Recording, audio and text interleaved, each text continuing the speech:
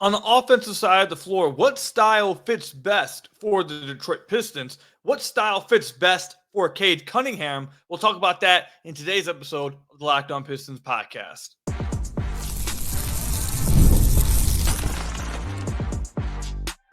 You are Locked On Pistons, your daily Detroit Pistons podcast, part of the Locked On Podcast Network, your team every day.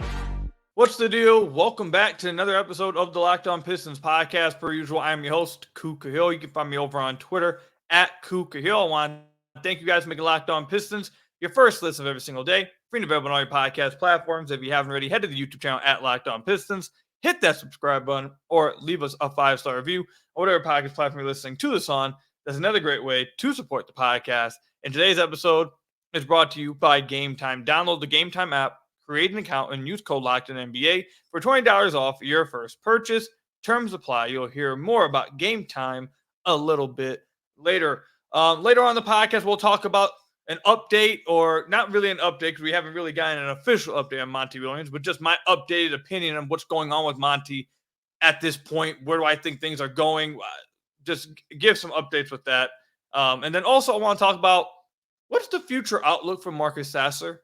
I know Marcus Sasser isn't like top of the priority list for the Detroit Pistons. He's not Cade or, an Ivy or a Sar Duran, but this is a first round pick. And I kind of feel like, there's some questions about this. So again, maybe not the most important player, but I do think there's some questions about what's going on exactly with his future. We'll talk about that a little later, but I want to start off with this question. What style fits best for the Detroit Pistons? Now, like I said in the last episode, a few days ago, I tweeted out and said, hey, what do you guys want to hear me talk about in between this time of not knowing what's going on with Monty, before the draft, before the free agency, outside of podcasts, or not podcasts, prospects breakdowns, which I told you guys in the last episode. I'm trying to get through them, but very busy with work. I want to make sure I get you guys the best possible one. I'm not going to give you guys no half-bleeped episode on that. So those are coming as quick as possible. But in the meantime, what do you guys want to hear about? And a few of the questions I got was, what style best fits what the Pistons are trying to build, and what best style fits Cade? And I think it's possible for those two, I don't think those two things should be different, because I am of the opinion that your best player is how you should be building your team to play as. Like, you should be building around your best player. And that's not a bad thing. However, that doesn't mean that there isn't multiple styles to choose from. And I think where this, at least from some of the questions I got, I think where a lot of this stems from is the idea of, should you have a lob threat, non-shooting big man, or should you have a spacing 5 on the floor with Cade? And again, we'll keep digging further. I think a lot of that also stems from the Pistons drafting Ausar Thompson, and it seeming like Ausar is pretty high on the priority list. Now, again, we haven't heard from Trajan. We haven't had a press conference for him even. So maybe Trajan completely feels 180 different than, everything we've heard. But I personally find that hard to believe. I don't think that's going to be the case. So I think that's where, at least on this specific topic we're talking about right here, I think that's where it stems from. Because you drafted Ausar, because he's it seems like a priority, and he's a non-shooter, should the Pistons be diving into getting another non-shooting big, or should they be looking at getting a spacing 5? And just to back up the numbers of why some people think this, it's really only because of the Mike Muscala, Danilo Gallinari minutes that the Pistons had this past year. Now, this is on a very small sample size, but Mike Muscala in his 171 minutes on the floor with the Detroit Pistons, he had an on-off net rating of 19.1. It was the highest of anyone that played over 90 minutes. Then you got Danilo Gallinari, who was second, and he had a plus 13.1 on-off net rating, which was, again, second of anyone who played over 90 minutes for the Detroit Pistons. Now, 90 minutes or more is not that big of a sample size, yes, but in those minutes, a lot of those minutes, the majority of those minutes came with Ausar Thompson at the 4. So you were spacing the floor out with the spacing 5. You had Ausar at the 4, and it looked really good. It made sense. You had proper spacing. You only had one non-shooter on the floor. So it begs the question again, should the Detroit Pistons be looking to get a spacing 5 or a lob threat? I think if you're looking at just Cade, I think it's pretty I think it's pretty clear to me that Cade really likes having a lob threat, a pick and roll lob threat with him. We saw it his rookie year when they got Marvin Bagley, how he took off with that. We saw how he's looked with Jalen Duren, Marvin Bagley again this year. Heck, we even saw how he helped make James Wiseman play a little better this year, especially in the pick and roll and lobs and finishing around the rim. So I think having a really good pick and roll player with Cade is probably a necessary piece of the puzzle. However, I don't think it's completely out of the realm of possibility that maybe having a stretch five could be helpful as well, because Cade does need space. And if you want, pull the camera back a little bit and say, okay, well, more than just Cade, everyone on the floor needs spacing. Even if you're an Ivy guy, if you're a Duren guy, none of those guys are going to thrive if there's multiple non-spacing options on the floor and the defense is not respecting those guys and there's no driving lanes. It's tough to create. Like, you need spacing on the floor. So could a stretch five help a Jaden Ivey? Could a stretch five help a Cade Cunningham? Yes, I do think so. It's just a matter of, again, it goes back to the conversation we had with Ben 2 episodes ago on the draft episode. And it goes back to a conversation we've had on the podcast numerous times. The Pistons have some interesting young prospects. Do they fit together? Do they all fit together? Can you play them all together and they all get the best out of each other? And that is the question that the Pistons are going to have to answer this offseason. Because if the answer is no, then you should probably break them up and move on some of these pieces. If the answer is yes, then you need to figure out what's the best addition, what's the best pieces to get the best out of them. I think, really, again, it goes back to what I first said, the first point of this conversation, is I think a lot of this stems from, I think everyone really knows that Cade plays the best with a pick and roll lob threat. I think that's where it all stems from. I think everyone knows that. But the only reason why anyone's questioning that right now, the only reason why you have people like myself that have questioned that, is because you drafted Ausar Thompson. And because it seems like he's a high priority. So if that's the case, it seems like a lot of people don't believe that you can run Ausar Thompson and another non-shooting big. So if you have to get a spacing five, will that work? If you make that change to accommodate Ausar Thompson, can your best player, can your team get the best out of each other? And I think it's an interesting discussion. I think it depends how they use Ausar in that situation. Like, if you believe that you can get some stuff out of Ausar as a pick and roll man, which I do think you can get some, but probably not as a primary pick and roll man. Like, you can't just be the primary guy for Cade, even though I do think utilizing him in that could be pretty interesting and could be pretty useful for the Detroit Pistons and a good way to use him with another stretch five. You probably would just rather have a five on the floor that can also, catch lobs. And if you can get a stretch five that can also catch lobs and be a good pick and roll threat, then okay, that's great. But it's going to be hard to come across those type of guys. So I understand, really, to wrap up the segment, I understand both scenarios. Do you want to get a stretch five with Cade? Yeah, I get it. Do you want a lob threat with Cade? I get that too. As far as I think that's where a lot of these questions were stemming from, because of what else was along in those tweets and some of those comments. I don't think it was questions about Cade and heliocentric. Usually you guys make that pretty clear. So that's why I didn't go that route. If that's something you guys want to hear me talk about even further, like the heliocentric versus etc., different type of offense, let me know. But that doesn't seem like what people are really asking me. It sounds like that everyone wants to know, hey, should the Pistons be looking to get a stretch five, basically, is what the question is. And I do think, again, this is something I brought up earlier in the offseason. I think this is one of the primary questions the Pistons need to have answered this offseason. Do you believe these four guys can play together and get the most out of each other? And do you believe you can do that with two of them being non-shooters? If not, do you need to address a stretch five, or is it Ausar Thompson you need to address? Like, what you need to figure that out. That has to be answered before you start building your roster. I think that's one of the main questions that have to be answered before you start trying to build around these guys and build around Cade and whoever else you want to keep around. You have to answer that question. And right now, if I had to lean away, if you're keeping Ausar, I think you have to get a stretch five eventually. I think that's something you have to do, or you have to bet long. You have to bet long term on Ausar becoming a good 3-point shooter. Which, again, I was higher on pre-draft. I'm not as high on that anymore. So if you do feel that way, then maybe you can get away with it. I don't think you can get away with having two non-shooters on the floor, especially with Cade. But if you're not high on Asar and maybe the front office moves on from Asar, then I think you're more likely to get away, or not to get away, but you're more likely to go the route of just have a traditional lob threat, pick and roll threat that can protect the rim. I think that it really hinges on those things. So those are my complete thoughts on that. Let me know what you guys think about all of that. Comment section down below or over on Twitter at Kuka Hill. When we come back, I want to give an update on Monty Williams. Again, not an official update from any sources or reports or anything. Just what I think's going on and how I'm feeling about the situation right now, because it's June 13th where I'm recording this. The NBA Finals are probably about to get wrapped up this weekend. The draft is in like less than 2 weeks.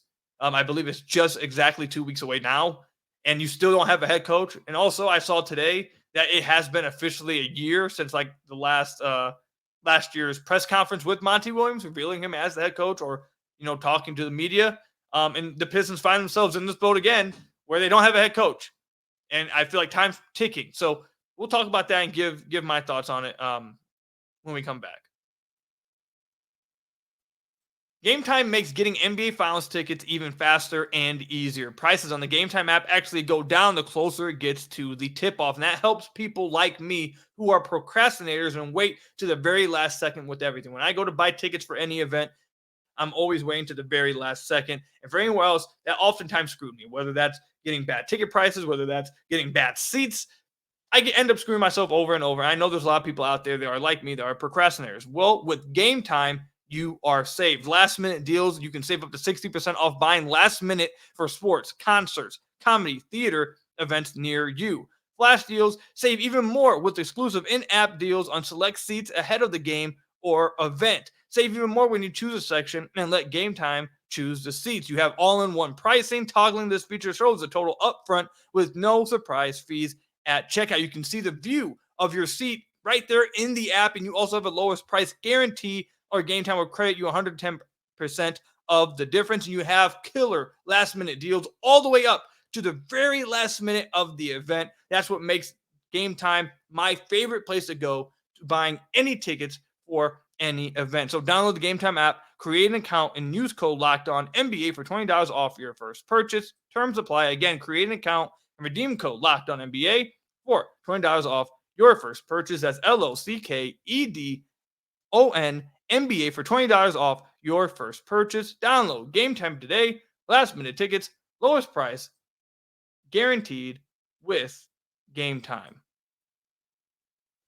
So I want to thank you guys again for making Locked On Pistons your first listen of every single day. We are free and available on all your podcast platforms. If you haven't already, head to the YouTube channel at Locked On Pistons. Hit that subscribe button or leave us a 5-star review on whatever podcast platform you're listening to this on. That's another great way to support the podcast. So Monty Williams is, as of this moment, is June 13th. As of this moment, still the Detroit Pistons head coach. Last we heard was that the Detroit Pistons were evaluating the future of Monty Williams, which was something we had known for weeks, that was something that was going to end up happening as soon as they ended up getting their president of basketball operations. Obviously, they moved on from Troy Weaver. But it's been a few weeks now since they hired Trajan. You know what? Let's look it up. I should have pulled this up before recording the podcast. What was the exact date they hired Trajan? June 2nd. June 2nd, it was officially when they hired Trajan. So that's May 23rd. It says Pistons set to hire Trajan Langdon. This is May 23rd from ESPN. And then Detroit Free Press reported on the 31st that they are officially hiring him. So, yeah, it's been a few weeks. It's been a few weeks since they have hired Trajan. And the only moves that we have gotten is he's added 2 guys to his front office, and he's moved on from Troy Weaver. And we have no update as of yet on Monty Williams. So, what's my opinion on what's going on? And this is all speculation. Okay? There is no official reports on anything. This is why I think's going on. I think the longer this goes on, the longer. By the way, we haven't had a press conference for Trajan either, which I think the obvious answer for why that is, they do not want to have a press conference when they don't know the future of their head coach, because that just causes uncomfortable questions, possible uncomfortable answers. And after witnessing what happened last year at that press conference, I think a year later, and with Monty's future up in the air, I think we can all, and Troy Weaver being gone, I think we can all admit, I think a lot of people already admitted this, but I think we can all admit that that press conference last year was pretty uncomfortable to watch. It's a little awkward. And you could feel not even being there, you could feel like the awkward energy of whatever was going on, like with that situation. It didn't, like, even going back, I saw clips of it today because apparently this was a year. Since I was watching clips of it on Twitter, people were tweeting out. It was pretty awkward. But probably don't want to have a situation like that, or a situation like other teams have had, when you don't know the future of your head coach and your new president of basketball operations or your new GM is being asked questions about it. It just makes it awkward. So I think that's pretty clear what's going on. And the fact that we don't know when they're going to have a press conference for Trajan, and the fact that it's been a few weeks and they keep pushing it back, the decision on when to have a press conference or when to make a decision on Monty, that tells me, and again, this is just my speculation, I think that has to spell that Monty is probably not returning. This is what my guess is. It's been a few weeks. You've yet to have an introductory press conference of your president of basketball operations. You've had no update at all on Monty. They've really tried to stay as quiet as possible with Monty. We haven't heard really anything. I think that's all for a reason. I feel like that they are going to be moving on from Monty. And again, just off pure speculation, I feel like there are teams that are waiting to see what happens with this Lakers situation. Because the Lakers head coaching position has been wild, to say the least. It sounded like Dan Hurley, and then JJ Redick and James Borrego and Kenny. I know Kenny Atkinson wasn't interviewing for that job, but he didn't even for the Cavs job. But once the Lakers job fills up, I think maybe you hear about what happens with the Cavs, what happens with, potentially the Pistons. Because I think, obviously, if you are evaluating the future, which we know for a fact they are, if you are evaluating the future of your head coach, you obviously are also evaluating the candidates that would be available if you were to move on from your head coach. So maybe there's a head coach that, or a potential candidate that is being interviewed right now that could potentially be going somewhere, that maybe the Pistons, okay, if we want to move on from Monty, these are one of our guys, and if he's not available, maybe we don't move on from him. I think that it has something to do with it. I think that might be playing a part. The obvious connection that some people have made, and again, this is not reporting. This is just literally pure speculation. Anyone could be doing this. Borrego has connections to Trajan back to New Orleans, obviously. I've seen some people obviously point out that JJ Redick has connections to Trajan going all the way back to Duke. So I don't know if they're interested in those two guys potentially replacing Monty if they do move on. But those are obvious connections there. So if they are, let's just go down that pipeline. If they were interested in them, obviously they're at the forefront of the Lakers job. And you have it, and Borrego's also at the head of the Cavs job, but he's also involved in the Lakers job. So I feel like there are teams that potentially, maybe even the Pistons, are waiting to find out what's going on with the Lakers. Are the Lakers hiring JJ or not? Are they going out first it was like, is Dan Hurley being the head coach over there or not? And then don't forget, I still hold on to this. Now, I still think this is rather interesting. Like, I'm not going to drop this until something ends up happening with the Pistons or we get an official word, because I still find this incredibly interesting. The fact that Wendy went on ESPN multiple days in a row and kept pointing out that the Lakers may look at Monty depending on what goes on in this situation over here. I don't know if there's anything to read into that, but we all know the meme from Wendy, the whole, what does that mean? Look, I'm going to hold on to that and continue to have that in the back of my head until something goes on with the Lakers job and the Pistons situation. I refuse to believe that Wendy would bring that up multiple days in a row on ESPN for no reason. So there's just a bunch of weird stuff going on. I feel like if the Pistons knew they wanted to bring back Monty, you would have gotten it an announcement already. And this doesn't mean that maybe they do announce it. I'm wrong, and that they do want to bring back Monty. Maybe that's what happens. But I just feel like if that was the decision, you would have announced it already. And the only reason why in my head that you are waiting to make this announcement is because you're not certain that you want him back. You're not certain that you really want him to be the next head coach. And I feel like then, if that's the case, I feel like one of the holdups has to be, do we like the candidates that could potentially replace him? Like, that has to be the thought process to me. That is the only way I see this.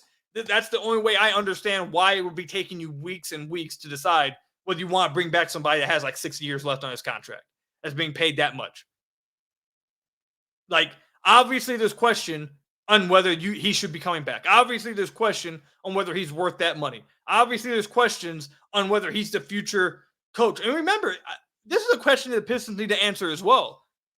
Again, which I think points to the idea that maybe they're probably moving on from Monty. Is that they gave Monty a long-term contract. It's possible that they may not be, I think you have to include this in the thought process. It's incredibly possible that you are not also just thinking about, hey, is Monty the coach for this year? He doesn't have a 1-year contract. He has a very long-term contract. So I'm sure they're also evaluating, okay, maybe we're not just talking about, do we want to bring him back this year? Do we think he can be the guy long-term for us? Like, those are all things, and I feel like the fact that we haven't heard any kind of update, I feel like that all those things just, speculating and putting stuff together, I think that means to me that they must be thinking about moving on from him, and they have to be leaning towards moving on from him. But I don't know. I don't know anything. Who knows what's going on? This is just speculation. I think this is a really weird situation the Pistons find themselves in. Because it's not the same as the Cavs or the Lakers or anyone else that doesn't have a head coach. Those guys are actually interviewing candidates. Like, you are actually getting an idea of who you are, trying to hire as your head coach. Let's say the Pistons in a week from now decide, maybe it's a week from now, and all of a sudden we get the notification that says, hey, Monty is out of there. The Pistons have moved on from Monty. Now you have to go into the process of interviewing candidates. So you are potentially like a week away of the decision that really matters. And then by then the draft's done, or running right up against the draft, running up right up against free agency.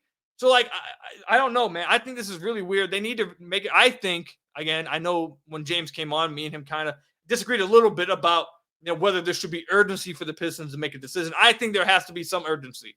I think you want to have a head coach for the draft. You definitely want to have a head coach for free agency. And if I was the president of basketball operations, I would prefer to have a head coach for draft workouts.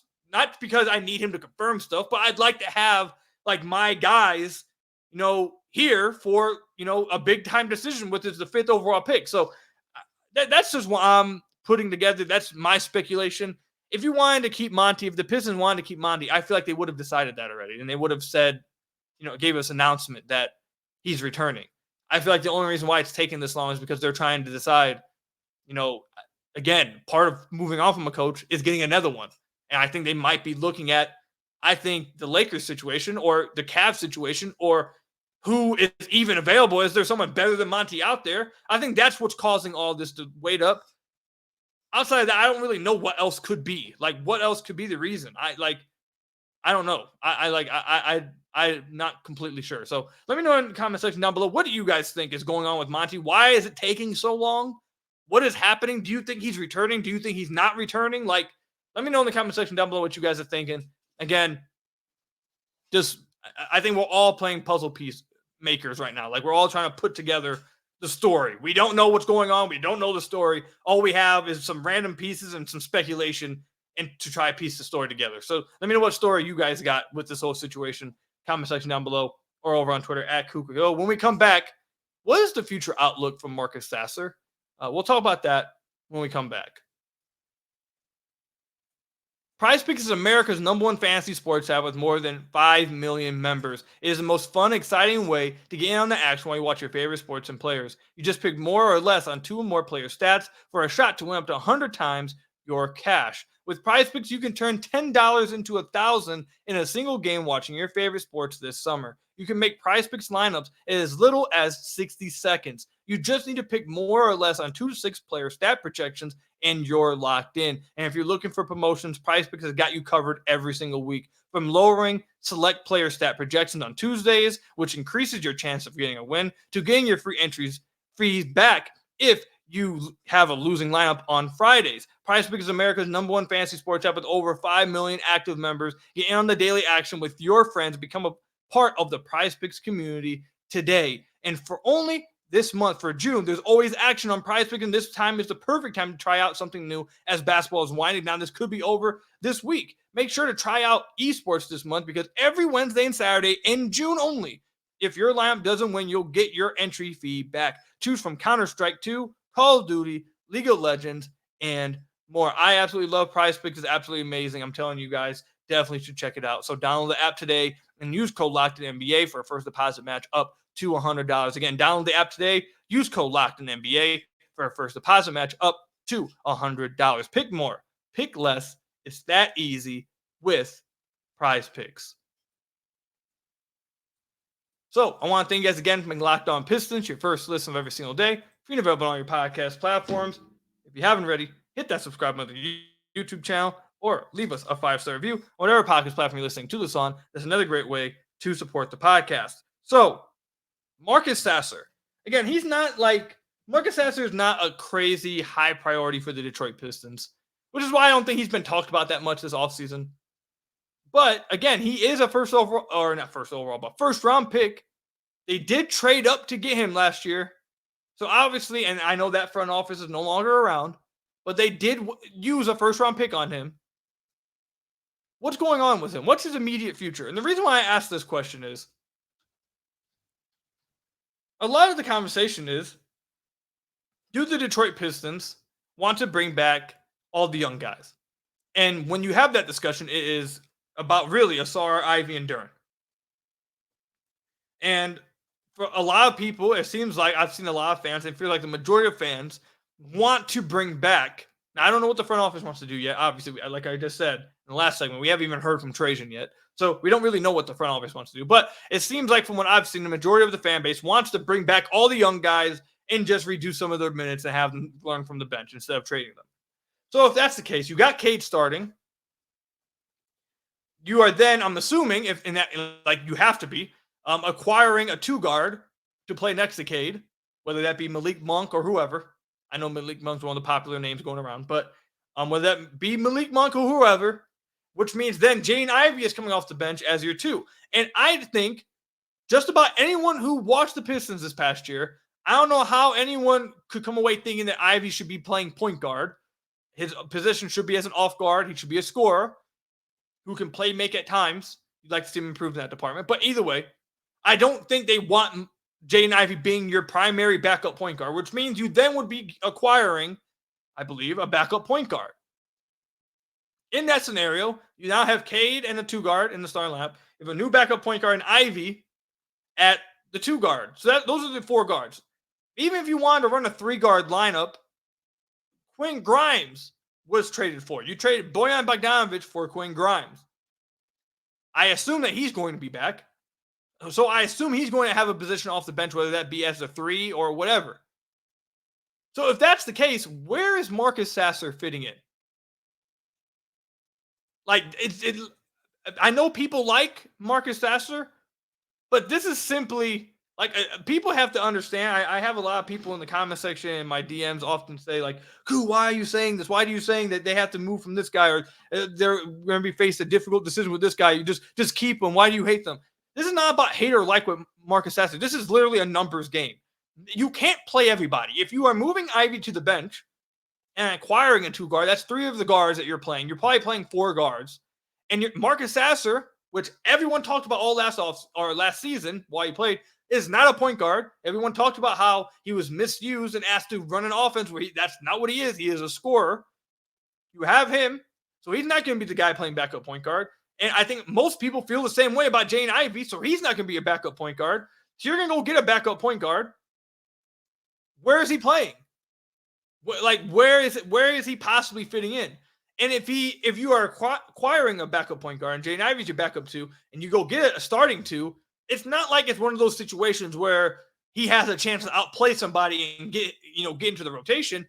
There's no future I can see where the Pistons would play him over Ivy. they're not going to they're not going to play him over whoever they sign or trade for to be the starting 2.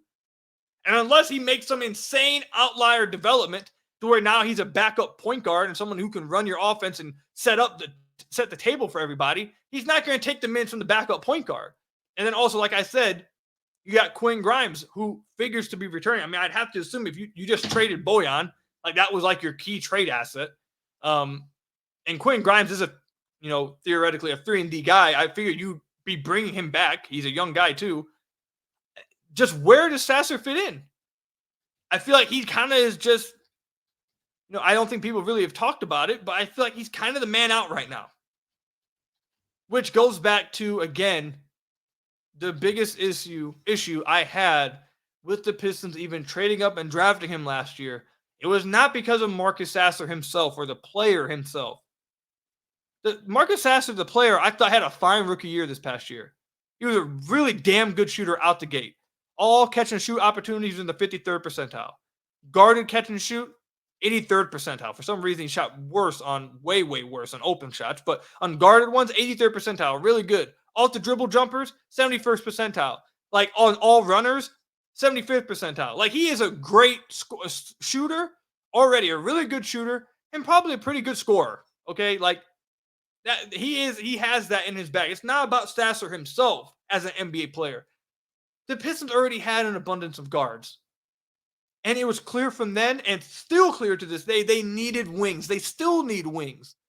So now if you're moving Ivy to the bench and you're acquiring a 2-guard, now it just seems like, even last year, we spent an offseason talking about, okay, where does Sasser fit in if you got Burks? And at that time, obviously, we heard Monty speaking up Killian, and you got Ivy, Kate. Like, where is Sasser fitting in?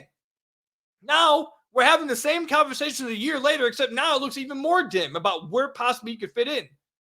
So I think, just looking at the numbers game, honestly, we haven't really pointed this out, but I think if you had to take a bet on the most likely young guy to get moved, I think it has to be Marcus Sasser. Like, I think he might actually be the most likely one.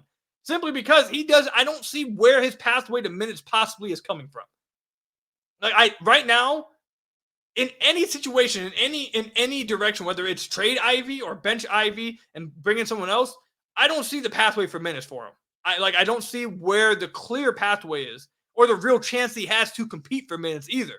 So I don't know, man. I don't know where. And again, if he does get traded and he moves on somewhere else, I don't think he's going to be a bad player. Sasser has NBA skills. Like, I don't suspect this is not about him as a player. It's simply about the numbers game. So I don't know where he's going to fit in. I have no clue. I haven't thought about it like this, but he probably is actually the most likely one to be traded out of the young guys this offseason. So let me know what you guys think. What is the future for Marcus Sasser with this team? Let me know, comment section down below or over on Twitter at Kuka Hill. That's all I've got for you guys today. Thank you guys for being Locked On Pistons, your first listen of every single day. Free and available on all your podcast platforms. Hit that subscribe button to the YouTube channel. Leave us a 5-star review, whatever podcast platform you're listening to us on. And until next time, I'll see you guys later. Stay safe out there. Till next time, peace out.